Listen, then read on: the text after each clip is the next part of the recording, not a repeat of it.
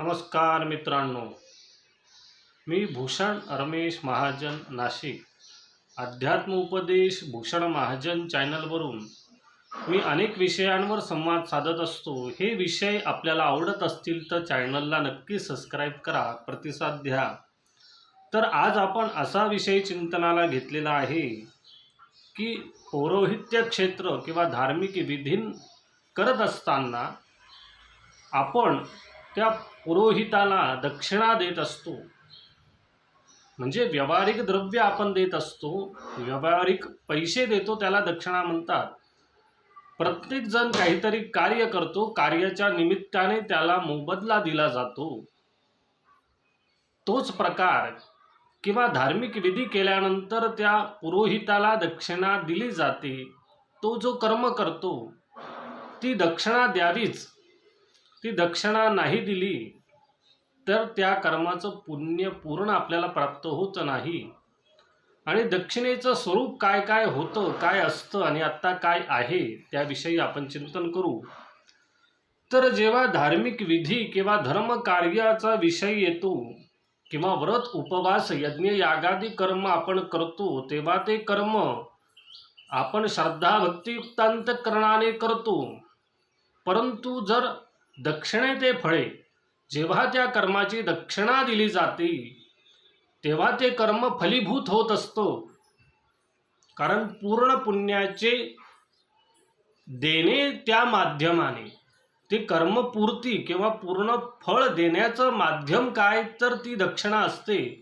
म्हणून कुठलंही कर्म केल्यानंतर पुरोहिताला दक्षिणा ही द्यावीच.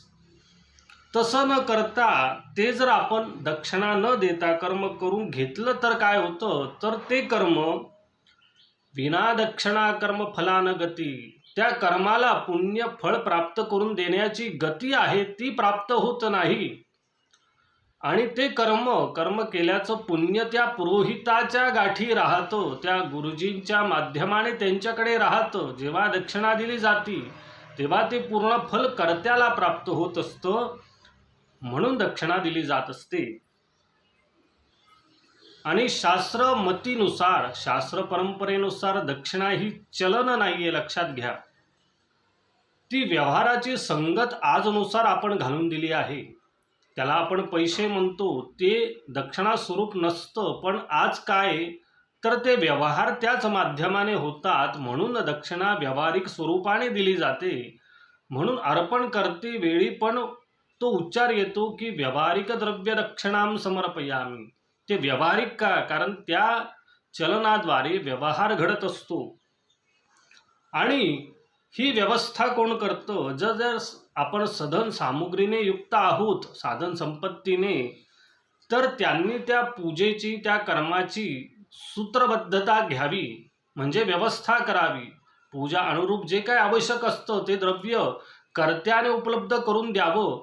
आणि मग पुरोहित काय करणार, तर पुरोहित त्या कर्माबाबतीतली कर्मबद्धता, मंत्रबद्धता, ते कर्म कसं करावं त्या विषयाचं नियोजन पुरोहित करत असतो.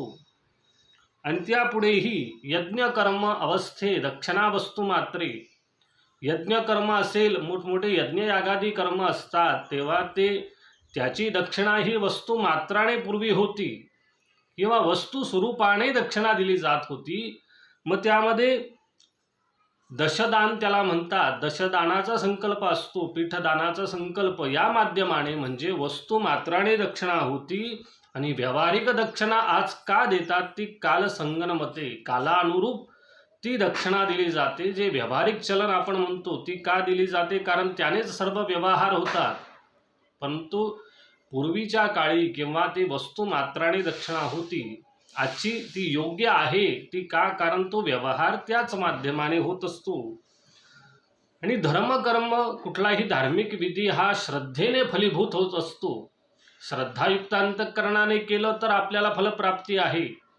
गुरुचरित्रामध्ये तो श्लोक आहे की त्यांवर श्रद्धा असेल तर तुम्हाला फलप्राप्ती आहे. एखाद्या तीर्थावर स्नान केल्यानंतर त्या तीर्थाविषयी श्रद्धा असेल तर स्नान केल्यानंतर पुण्यप्राप्ती आहे. तिथे जर गेल्यानंतर आपण त्या अस्वच्छताविषयीचं धोरण ठेवलं आणि स्नान न केलं तर मग ते पुण्य तुम्हाला प्राप्त होणार नाही. परंतु दक्षिणा त्याचे व्यवस्थापन करत असते.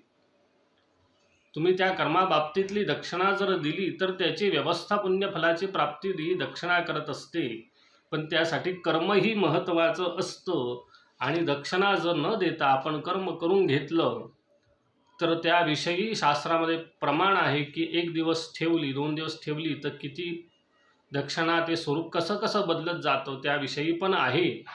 म्हणून ही दक्षिणा काय आहे तर त्या कर्मफळाला गती देणारी आणि पूर्ण फळ प्राप्त करून देणारं माध्यम म्हणून दक्षिणा असते. जसं कोणी व्यवहार करतं कुठल्याही कर्माबाबतीत त्याचा मोबदला त्याचं फलीभूत आपण देतो तोच प्रकार हा आहे. परंतु यामध्ये धार्मिकता असल्या कारणास्तव ती दक्षिणा व्यावहारिक चलन म्हणून आपण आज देतो, पण पूर्वी ती वस्तू मात्राने होती.